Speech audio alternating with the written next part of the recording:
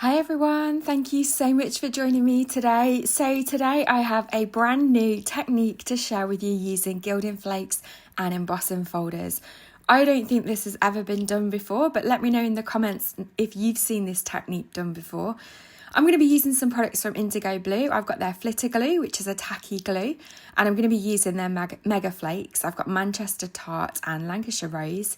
I'm also using their Scoochie foam, which is an abrasive foam to remove some of the excess flakes, and a paintbrush as well. And I got this inspiration by looking at techniques using ink on your embossing folders. And I thought, I wonder if there was a way of using Gilding Flakes with our embossing folders. And so that's what I'm going to share with you today. I'm using some 2D embossing folders first of all, because I'm not really sure how this technique will work with a 3D embossing folder. So I'm using my 2D embossing folders. These are a couple from ginakdesigns.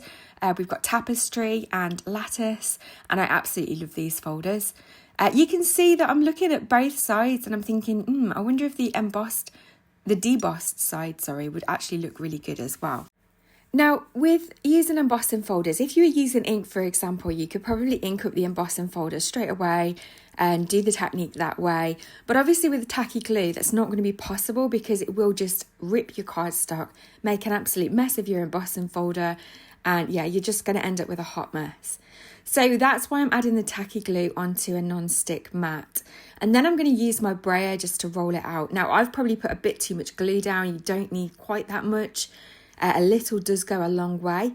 And so I'm just brayering it out, and I don't want any big globules of glue on my brayer because I'm going to then run the brayer over the panel, and I want to just capture the raised areas. So if your brayer's loaded it with too much glue, then you're going to end up with tacky glue in all the places that you don't want it, and you're going to lose a little bit of the design. So you can see there we've just got the raised areas.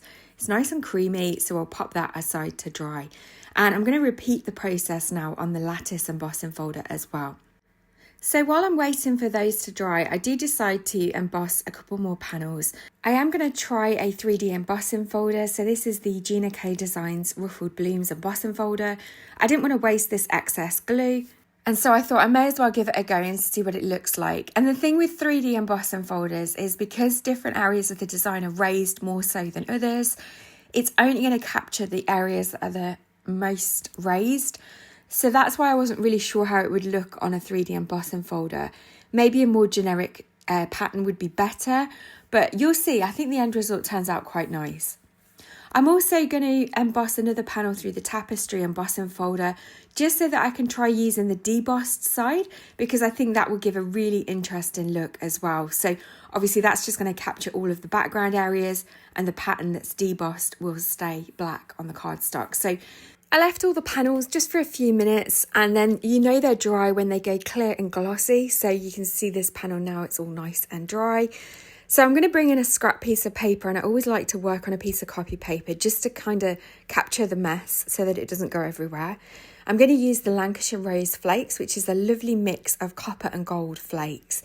And I know I've said it before, but IndigoBlu Gilding Flakes are my go-to. I have tried another brand. I got in an absolute mess. I do have a video on my channel sharing that. I just wouldn't recommend them. Just because the flakes were so small, they were so static, they stuck to everything, they were just a nightmare to work with. Whereas I've never had a problem with the IndigoBlu flakes at all. Now, granted, I know there's lots of other brands of flakes on the market and I just haven't tried them all. So I'm sure there's other flakes that are good, but these I can definitely vouch for. I've just never had any issues using them at all. And I think sometimes people are put off using Gilding Flakes, but maybe try a different brand. Maybe the brand of flakes that you're using are not easy to work with. So this first panel is done. I've wiped off the excess using a microfiber cloth, and you can see we've got that gorgeous background. There's a few little blobs in between where the glue's gone through and the flakes have stuck to them, but I actually really like how this turned out. I think it gives a really good kind of mixed media vibe, if you could say. But yeah, perfect for a background.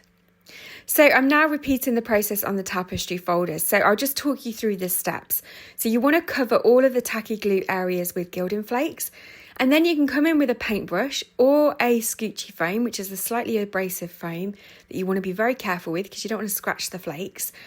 And then that takes off the excess. And then I just use a microfiber cloth just to wipe off any dust. but I think this turned out stunning. So I'm going to repeat the process now with the Tapestry folder, but on the debossed side.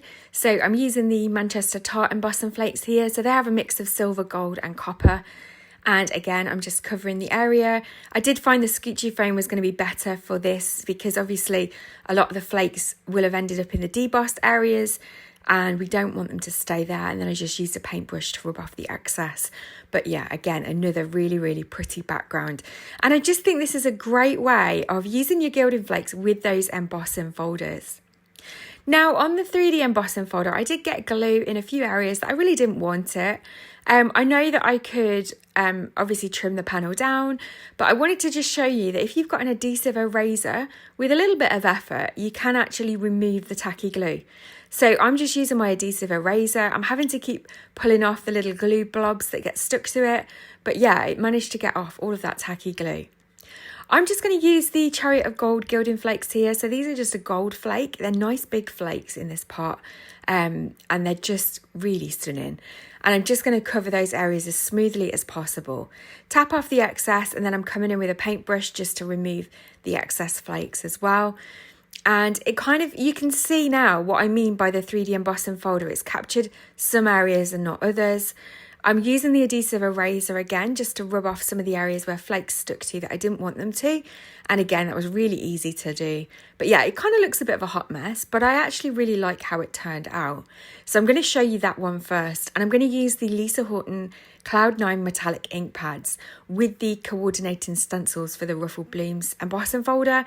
So again, these are from ginakdesigns. I'm not going to use all of the layering stencils, but I am just going to use a few of them just to add colour to the leaves, the stems and the flowers as a whole.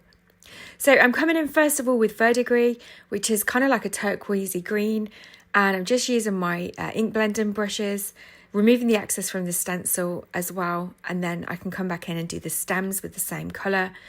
I'm just being careful here to make sure that I don't get any green on the flowers, but it's kind of, you can see it's starting to build up a little bit of colour in the background. I do find with these metallic inks that when they're wet, the shimmer doesn't show as well, so you really do have to wait for them to dry, and then you'll see the end results at the end of this video. So for the flowers there, I used Ultraviolet and Lovestruck. I'm just now taking a paper towel to remove the excess ink from off of the Gilding Flakes, and I think this looks really pretty. It's a little bit different, it's a bit rustic, but yeah, I think it's still a usable background. So I'm going to turn it into a card, and I'm going to use the Waffle Flower Paper Hug Sentiment Stamp and Die Set. I got quite a few in the back of the packet, so I'm just going to use that with Sympathy Sentiment.